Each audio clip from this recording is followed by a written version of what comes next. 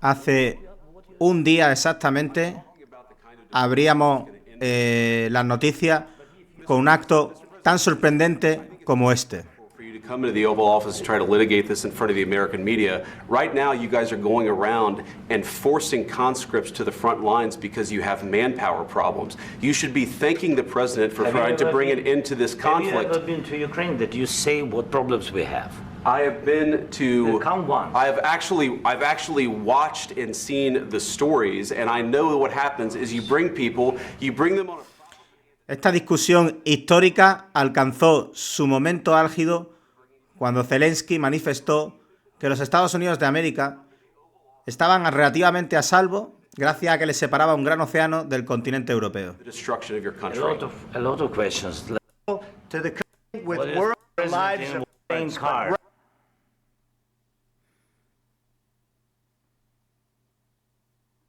Have nice ocean and don't feel now, but you will feel it in the future. God bless. You don't know that. God bless. You don't God know bless. that. You will not have a war. Don't tell us what we're going to feel. We're trying to solve a problem. Don't tell us what we're going to feel. I'm not telling you. Because I'm you're in no answering on position this to question. dictate that. That's Remember exactly what this. you're doing. You're in no position to dictate what we're going to feel. We're going to feel very good. You will feel influence. We're going to feel very I'm good and telling very you, strong. You will feel influence. You're right now not in a very good position. You've allowed yourself to be in a very bad position, and he happens to be right about it. From the very beginning of the war. You're not in a good position. You don't have the the cards right now.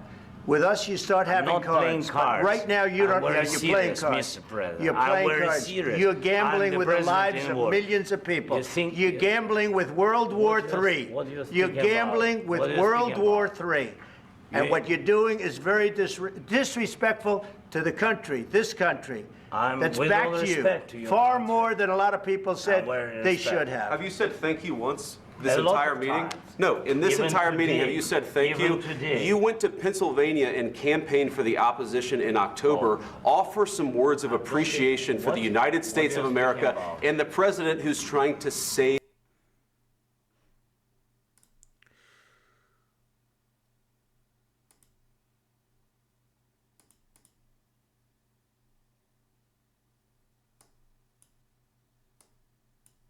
Bueno, perdona el breve inciso. Como habéis podido comprobar, hubo un auténtico... Bueno, no sabría cómo llamarlo, la verdad. Lo que ocurrió en el despacho Oval, en la Casa Blanca.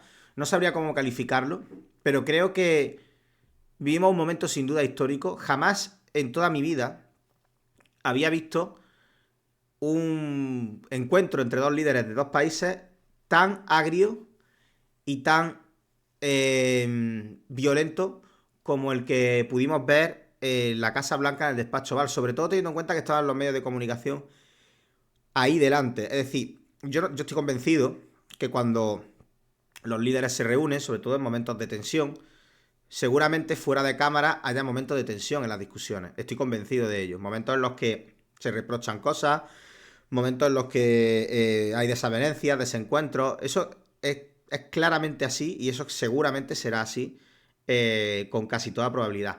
Pero el hecho de que lo hayamos visto en vivo y en directo entre los dos líderes ante las cámaras es un hecho sin duda histórico y sin precedentes. Probablemente en los últimos años yo nunca había visto algo así. Yo creo que hay otros ejemplos históricos, probablemente, pero así ahora mismo a bote pronto no recuerdo un momento así, ¿no? Y sobre todo teniendo en cuenta la intrahistoria, ¿no? El lore, por así decir, de lo que hay detrás de esta discusión, ¿de acuerdo?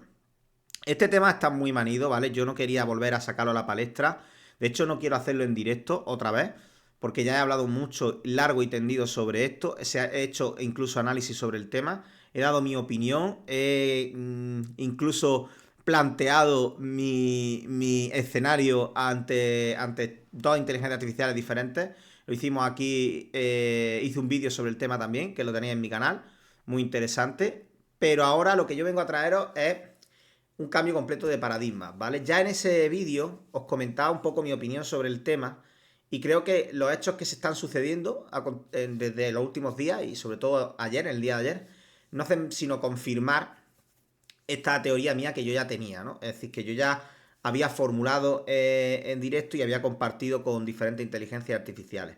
Creo que el escenario global que se nos dibuja ante nosotros es completamente diferente al que teníamos desde, pues probablemente desde el fin de la Guerra Fría hasta la actualidad.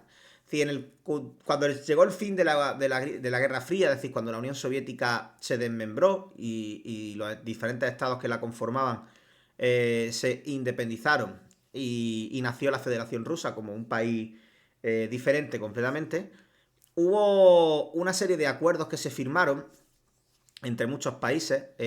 Por un lado estaba, por cierto, el acuerdo que ponía fin a la Unión Soviética, que todo hay que decirlo y hay que ser justo, y esa es la realidad. Occidente ha violado sistemáticamente esos acuerdos, porque técnicamente en esos acuerdos se le aseguraba, se le garantizaba a la Federación Rusa que la OTAN, la Alianza del Tratado Atlántico Norte, que integra a Estados Unidos y el resto de países occidentales, no iba a extenderse por aquellos países que fueran otrora, es decir, anteriormente, miembros del Pacto de Varsovia, que era la versión soviética de la OTAN.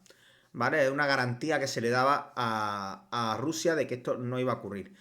Porque ya explicamos en su momento en el vídeo, y lo he dicho en directo varias veces, la doctrina de guerra rusa, la doctrina de seguridad nacional rusa, una de las cosas que tiene siempre una obsesión súper importante es con la distancia de su capital, de Moscú. Ya expliqué que Rusia es un país sin apenas accidentes naturales, es decir, me hablo de montaña y demás, entonces es un país donde es mayoritariamente estepario. Por tanto, la única defensa natural que tiene su capital, Moscú, es el espacio. O sea, la distancia hacia la capital es lo que le da seguridad a la capital, a Moscú, y por tanto al país. Entonces, esa ha sido siempre la obsesión, poner tierra de por medio, ¿de acuerdo? Claro, si la OTAN avanza por los países del antiguo Pacto de Varsovia, esa distancia se va recortando, ¿vale? Y entonces la doctrina de seguridad nacional rusa se ve perturbada, y evidentemente a los rusos pues no les sienta nada bien esta situación, ¿de acuerdo? Entonces pues intenta, en la medida de sus posibilidades, que esto no ocurra, ¿no? A pesar de ello, la OTAN se ha seguido expandiendo. Es cierto que no lo ha hecho de manera, digamos, activa o directa, ¿de acuerdo? No ha sido una conquista militar, sino más bien han sido los países de ese antiguo Pacto de Varsovia los que han solicitado activamente la adhesión a la OTAN, ¿vale? No es que la OTAN haya ido a decirle, oye, veniros conmigo, sino que ha sido al revés, ¿de acuerdo?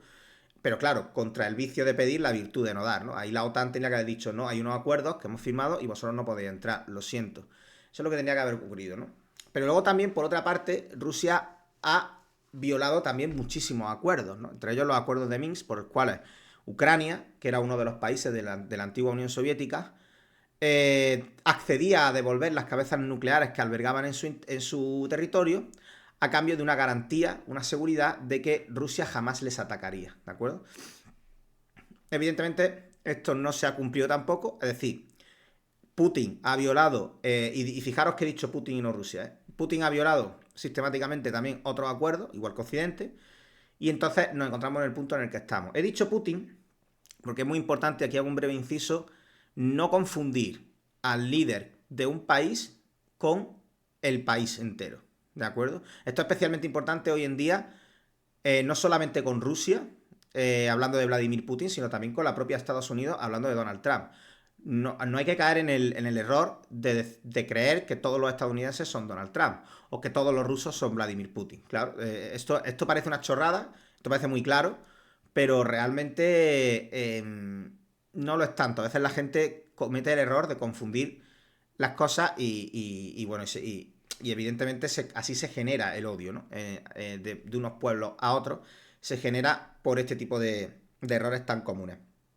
La cosa es que en 2022, como todos sabemos, Putin invade territorio ucraniano, vaya gallo que me ha salido, Putin invade territorio ucraniano y comienza una guerra que lleva ya 3 años, una guerra cruenta y horrible, en la cual han muerto cientos de miles, nunca probablemente llegaremos a saber el número exacto, porque en este sentido el Kremlin es bastante hermético, pero muy probablemente hayan muerto cientos de miles de soldados rusos y por supuesto de soldados ucranianos, ¿no? De hecho, la situación, el panorama que tenemos, el escenario que tenemos actualmente, es dos países que tienen su ejército virtualmente destruido y que están cada uno intentando de manera, bueno, por caminos diferentes, continuar en esta guerra, ¿no? Por un lado tenemos a Rusia, que está empleando, hablando claramente, carne de cañón norcoreana, simplemente lo está lanzando a los norcoreanos al frente a que mueran.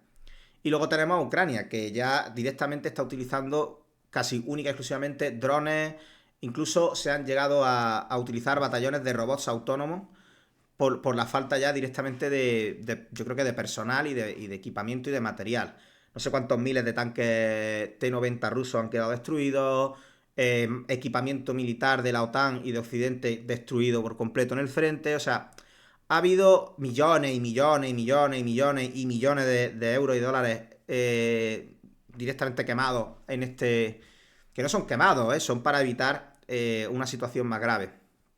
Pero bueno, la cuestión es que ese es el escenario que se dibuja ahora ante nosotros. Y en ese contexto, Volodymyr Zelensky, que es el presidente de Ucrania, ha estado siempre, bueno, imaginaros, ¿no? Como Willy Fox, prácticamente dando vueltas por todo el mundo, buscando siempre apoyo, buscando recabar apoyo. Y de momento, hasta este momento, hasta las elecciones norteamericanas, en las cuales ganó Donald Trump dichas elecciones frente a un Joe Biden que todos sabíamos que iba a perder, porque es evidente que es un hombre con demencia, es un hombre ya muy mayor y que obviamente ya no tiene las capacidades para ser presidente, y era más que evidente que iba a perder las elecciones. Y este nuevo presidente, esta nueva administración en la Casa Blanca ha cambiado por completo el panorama y el tablero de juego político de unas maneras que no nos podemos ni imaginar, ¿vale? Yo ya dije en su momento que tenía la teoría de que Donald Trump estaba puesto ahí por Vladimir Putin. Yo no sé si está puesto activamente por Vladimir Putin ahí, no sé si ha habido una injerencia de Vladimir Putin en las elecciones norteamericanas. Creo que no ha sido necesario porque era evidente que iba a ganar igualmente, o sea, aunque Vladimir Putin no hubiera ingerido. Pero lo que sí está claro es que la sintonía entre Donald Trump y Vladimir Putin es más que evidente. Es una sintonía probablemente ideológica, probablemente personal, ambas, no lo sé, pero sin lugar a duda hay una clarísima sintonía. Y esta sintonía se explica, para mi gusto, por varios factores. El primero de todos es China. La gran obsesión de Donald Trump y de Estados Unidos es China. El gran problema de Donald Trump y de Estados Unidos es China. No es Europa, no es Rusia y no, por supuesto, no es Ucrania. Es China. ¿Por qué China? Porque China es un gigante dormido. Porque China, de momento, solo se ha limitado a ser la dueña del mundo a nivel comercial y económico. Tiene una gran cantidad de dinero y el mercado más grande, o uno de los mercados más grandes del mundo. Entonces, es cuestión de tiempo que China decida ponerse en serio con la defensa. Y el día que China se ponga en serio con la defensa, la hegemonía norteamericana en este campo, porque el ejército norteamericano está obscenamente a años luz de todos los demás, de todos los que estamos detrás de él, pero a años luz. Pero esto es así porque llevan toda su historia prácticamente invirtiendo una barbaridad de dinero en defensa. Han jugado todas sus cartas a la carta de la defensa, que por cierto no es mala carta, y a la vista está la situación de Estados Unidos. No es mala carta la carta de la defensa. ¿Por qué digo esto? Porque la defensa ha sido, desde la caída de la Unión Soviética, muy denostada, sobre todo en Europa. En la acomodada y burguesa Europa ha estado muy denostada la defensa. Y por extensión, y por ende, muy descuidada. ¿Por qué? Muy sencillo. Porque si yo tengo la seguridad de que tengo al tío Sam detrás de mí para defenderme en todo momento, no necesito invertir en defensa. ¿Por qué voy a malgastar mi dinero en defensa si yo mi defensa ya la tengo asegurada? Nadie se va a atrever a atacarme, porque cualquiera que se atreva a atacarme va a tener que vérselas con el tío Sam. Esto era así desde que se cayó la Unión Soviética hasta la actualidad. El problema de depender de terceros países es que la agenda de esos países, la agenda política de esos países, puede cambiar de un día para otro, por circunstancias completamente ajenas o de fuerza mayor, como es, por ejemplo, la situación que tenemos actualmente. Estados Unidos no puede perder más tiempo con Europa porque necesita centrar sus esfuerzos en China. Y esto es una realidad y una evidencia. Tiene que centrar sus esfuerzos en China y no está para perder el tiempo. Y el problema con esto es que nosotros nos hemos dado cuenta tarde, ¿vale? Ahora Europa se encuentra en una encrucijada en la cual tiene que reaccionar o estar condenada a, como mínimo, y en el mejor de los escenarios, la irrelevancia política en el escenario global. En el peor de los escenarios puede verse en una situación mucho más peligrosa, como veremos a continuación, y como creo que se desprende claramente de lo que ocurrió ayer en la Casa Blanca. Tanto J.D. Vance como Donald Trump lo único que hicieron fue reproducir el discurso de Vladimir Putin y de su equipo de gobierno, Sergei Lavrov y demás, al milímetro, al dedillo. O sea, era como si estuvieran allí. Era como si Vladimir Putin, Sergei Lavrov, María Zaharova, toda la alta cúpula de altos ministerios, altos funcionarios y el gobierno de Vladimir Putin, era como si estuvieran allí, realmente. O sea, Zelensky ayer se reunió en la Casa Blanca con su enemigo, realmente. Y eso es un mensaje muy poderoso que se manda al mundo. El mensaje es: yo ya no veo a Rusia, en este caso a Putin, como un enemigo, sino como un potencial aliado. Por tanto, no voy a interferir en su doctrina de seguridad nacional o en sus planes de lo que quiera hacer Vladimir Putin en Europa, porque a mí Europa ya no me interesa. Porque además necesito el complejo industrial militar ruso para poder afrontar lo que se me viene encima con China. Esto es probablemente el escenario que tiene Estados Unidos en mente. Lo que pasa es que un cambio de un viraje diplomático tan fuerte no se puede hacer de un día para otro. Y se está haciendo muy progresivo, con declaraciones en los medios, con posts en redes sociales, que es hoy en día es como se mueve la diplomacia internacional. Mucha de la diplomacia internacional es gracias a comentarios en redes sociales. Parece increíble, pero es real. Y es a golpe de esto como realmente está mandando mensajes a Estados Unidos y está diciendo a Europa: estás sola. Estás sola, eres mayorcita y te tienes que defender tú sola. Es lo que está haciendo Estados Unidos, porque bastante tengo yo con lo que se me viene encima.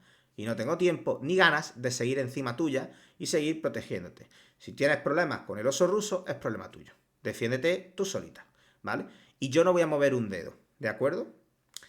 No sé si se va a llegar al extremo de no mover un dedo e incluso ayudo indirectamente a Vladimir Putin, pero desde luego una forma de ayudar a Vladimir Putin es no ayudar a sus enemigos, realmente. Entonces sería una manera muy, muy clara de darle su apoyo y por supuesto su bendición. Oye, que si quieres atacar, ataca. Yo no voy a defender a nadie, ¿vale?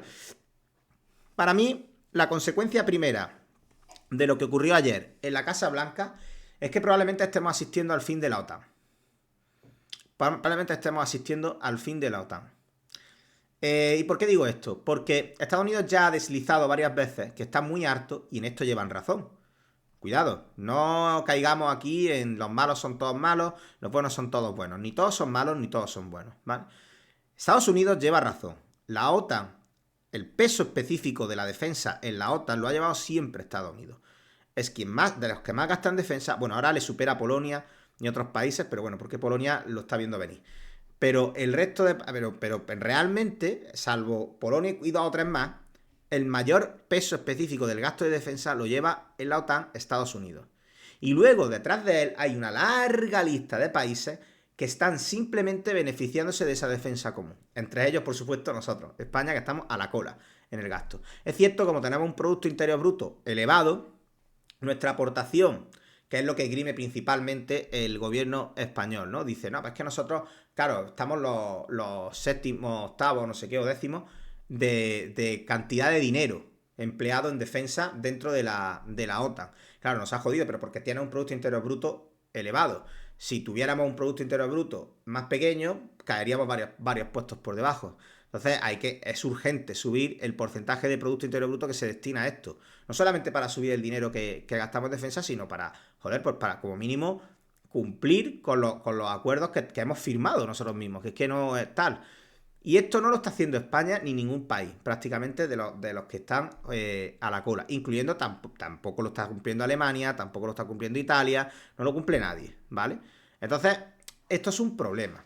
Y si Estados Unidos percibe que ellos son los únicos que están ahí y ellos piensan y sienten que se tienen que centrar en China, pueden tener la tentación de decir, me voy de la OTAN. Si Estados Unidos se va de la OTAN, se acaba la OTAN. Eso está claro. La OTAN se acaba, ¿vale? Entonces, para mí, la posible primera consecuencia que podemos vivir en los próximos meses, quizás, es la desaparición de la OTAN. Muy probablemente, no sé si ocurrirá, ¿vale?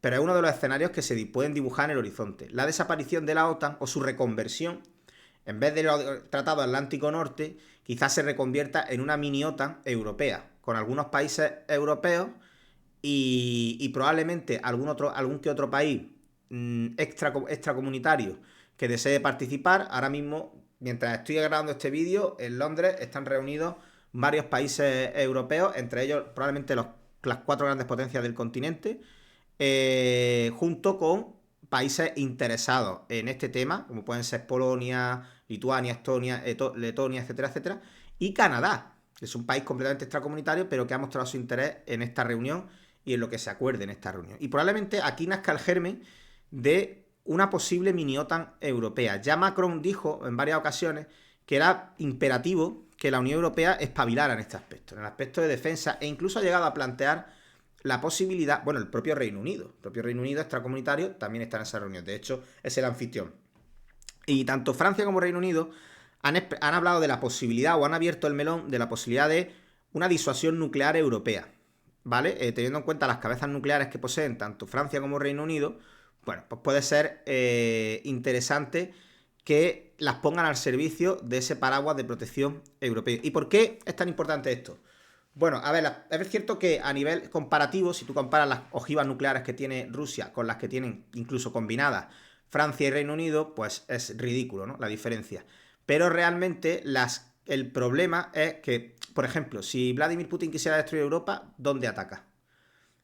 Puede lanzar un pepino a París, ¿vale? Y reventar París, pero seguirían estando Berlín, Madrid, Roma. Mientras que, por ejemplo, si tú quieres dar un golpe a Rusia durísimo y del que probablemente tarde muchísimos años en recuperarse, solo tienes que destruir 2 ciudades, San Petersburgo y Moscú. Y ya les has hecho un 7 importante, del que a lo mejor no se pueden recuperar. Mientras que para destruir Europa, pues tienes que destruir como mínimo Madrid, Berlín, Roma y París.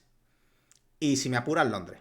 Ya son 5 ciudades. Es diferente, ¿eh? La situación es completamente distinta y es muy desequilibrada en ese aspecto. Entonces, esa es la gran ventaja competitiva que tiene Europa, es esa, ¿no? Precisamente su disgregación o su aparente división es la que también por otra parte le da una cierta ventaja. Esa atomización de centros de poder le da también cierta ventaja a la hora de un conflicto de este tipo, ¿vale?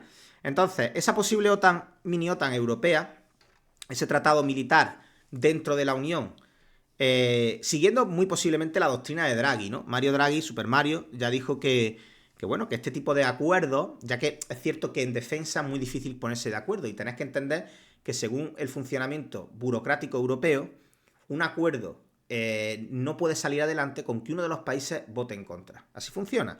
Tiene que haber unanimidad para todos los acuerdos, ¿de acuerdo? Con que un país de los 27 diga que no, se paraliza todo.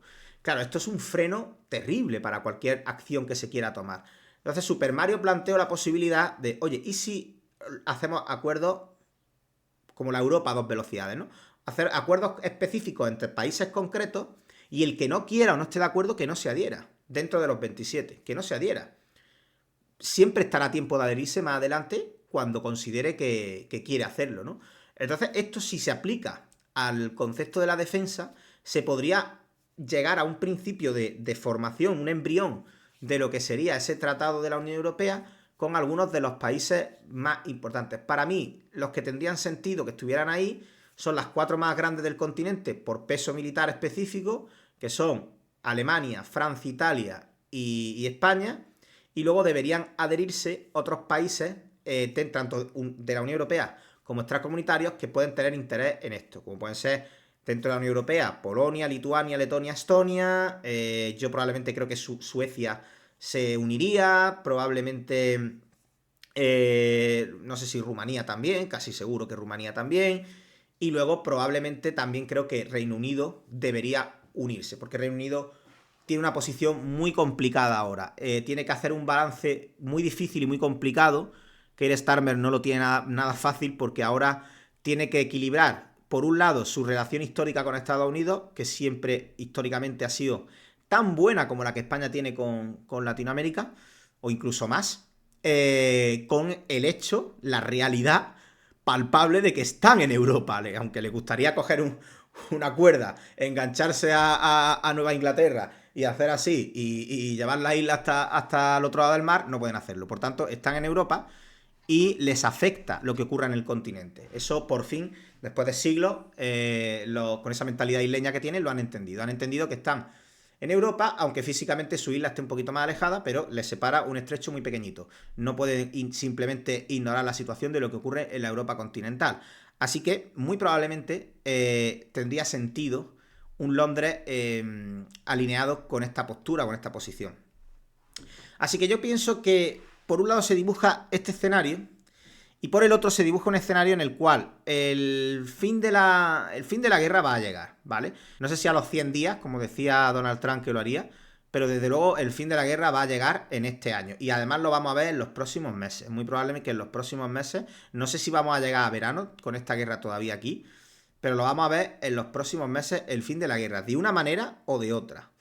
Y aquí es donde viene mi segunda predicción, ¿no? De lo que creo que va a ocurrir en los próximos meses. Yo creo que lo más probable es que la Unión Europea aumente sus capacidades en defensa y es muy probable que algún otro país de la Unión Europea, no sé cuál tendría sentido que lo hiciera, no sé si tendría sentido que lo hiciera Polonia, probablemente, pero debería haber al menos uno o dos países más de la Europa continental que deberían empezar a plantearse la posibilidad de desarrollar una doctrina nuclear y un arsenal nuclear.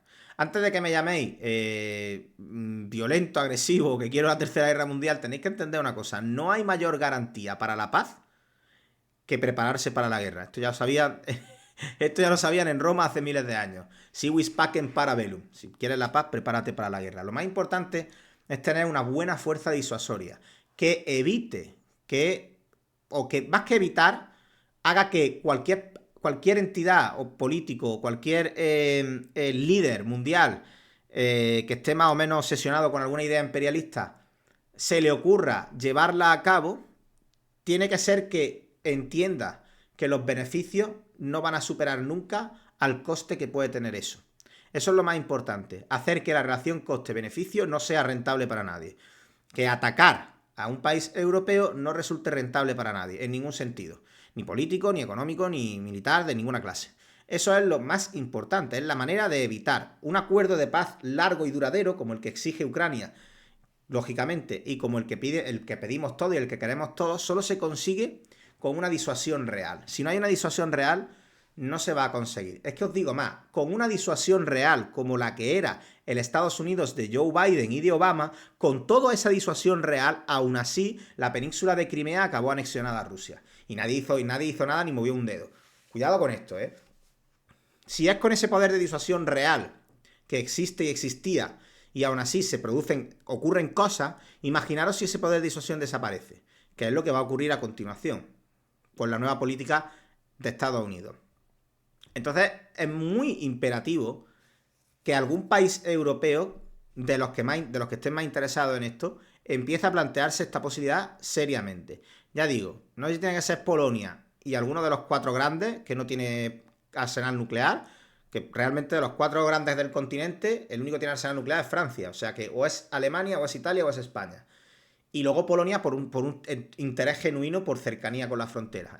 Son los que probablemente, y porque además son los que más están apostando por la defensa. Por tanto, tiene sentido que ellos lo hagan, ¿de acuerdo? Y son también los más grandes, lo suficientemente grandes como para afrontar un desarrollo así, ¿no? Entonces yo creo que tendría que ir por ahí los tiros, ¿no?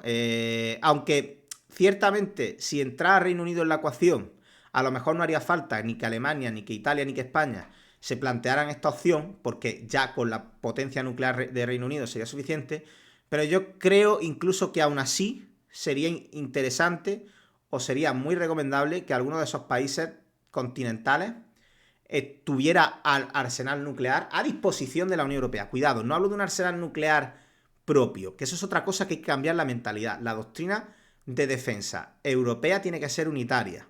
Tiene que haber una doctrina de seguridad nacional europea, con una doctrina nuclear europea. Lo que yo digo no es que un país sea una potencia nuclear, no es que España se convierta en una potencia nuclear, sino que España albergue parte del arsenal nuclear que tiene la Unión Europea. Eso es lo que yo estoy hablando. Ese arsenal nuclear no sería construido por el gobierno de España ni con el dinero de los españoles, sino con el de toda la Unión Europea. Igual que tenemos los fondos Next Generation para malgastarlos en gilipolleces, sería muy interesante tener otros fondos que se gastaran en cosas que verdaderamente nos pueden salvar el culo en el escenario que tenemos actualmente. ¿De acuerdo? ¿Qué es lo ideal realmente para mí? Y ya con esto concluyo, ¿vale?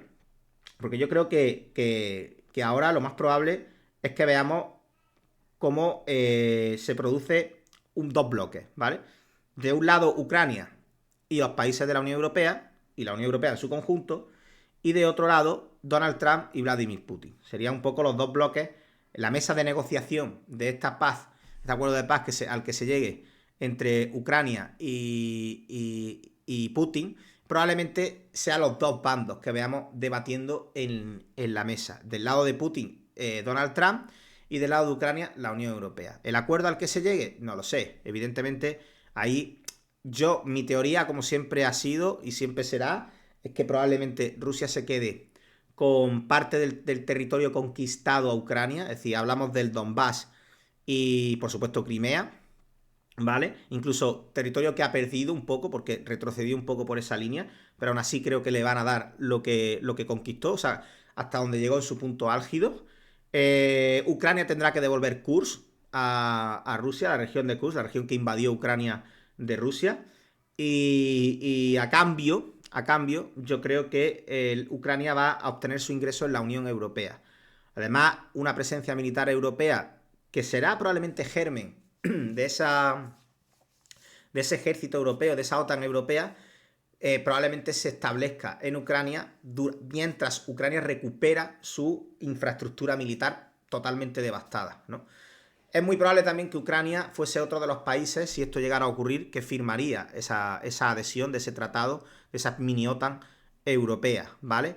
Esto, por un lado, sería un poco gana-gana para todos, porque por un lado, aunque Vladimir Putin no consiga todos sus objetivos, los que él tenía en mente inicialmente, que era establecer en Ucrania un gobierno títere, sí que consigue acceso al mar Mediterráneo a través de la península de Crimea, con unión directa con su territorio a través del Donbass, lo que le permitiría pues una salida al mar muy segura y muy abierta, ¿vale?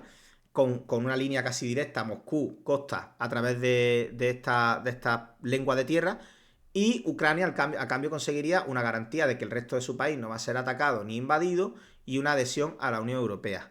Además, Vladimir Putin siempre puede intentar en un futuro próximo ingerir en elecciones ucranianas y hacer que gane un líder favorable a sus intereses, tal y como ocurre en Hungría con Víctor Orbán. O sea, que no sería algo completamente descabellado. Muy probable que en los próximos años podamos ver cómo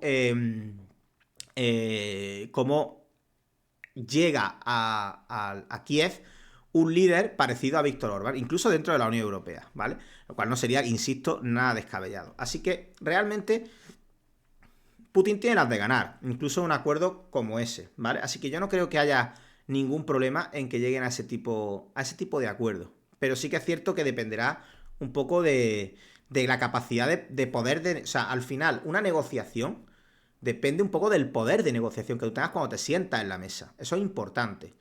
¿Qué cartas tiene la Unión Europea y Ucrania? ¿Qué cartas tiene Vladimir Putin y Donald Trump? ¿Cuáles son las cartas que tienen ambas partes? Eso es súper importante tenerlo presente, porque dependiendo de una cosa o de la otra,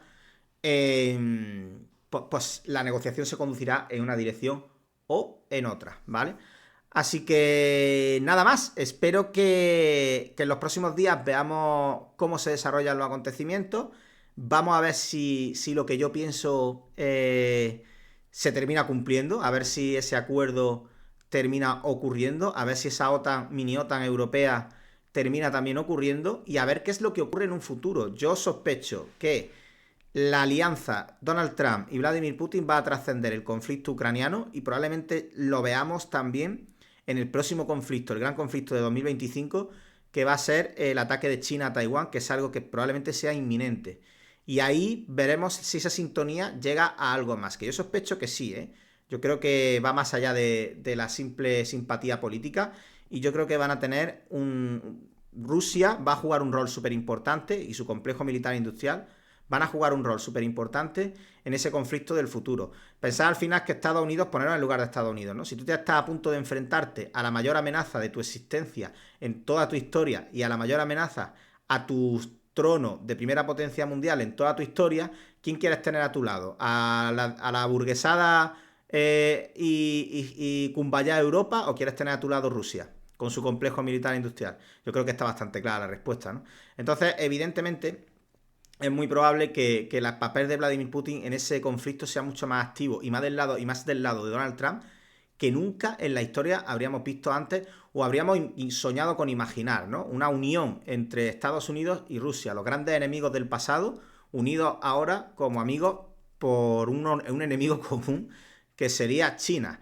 Y ya el papel que tenga la Unión Europea en todo este conflicto dependerá mucho de qué es lo que hagamos a partir de ahora. Si queremos seguir siendo los fluffy que hemos sido hasta ahora y los super blanditos y los super moralmente superiores a todo el mundo y el buenismo y toda esta mierda, pues bueno, seremos todos súper buenos y súper felices y cantaremos el Kumbaya, pero tendremos como en el mejor de los escenarios, irrelevancia. En el peor, pues ya veremos si a alguien se le ocurre que puede ser buena idea entrar por aquí y quedarse con algo, porque ya que no aquí no hay nadie que pueda frenar nada, pues ya veremos, ¿no? Lo que ocurrirá. Esperemos que eso no llegue a ocurrir. Para mí el escenario ideal, y con esto ya sí que es verdad que concluyo, para mí el escenario ideal sería que Europa, y cuando hablo de Europa incluyo a Rusia, estuvieran unidas en un bloque.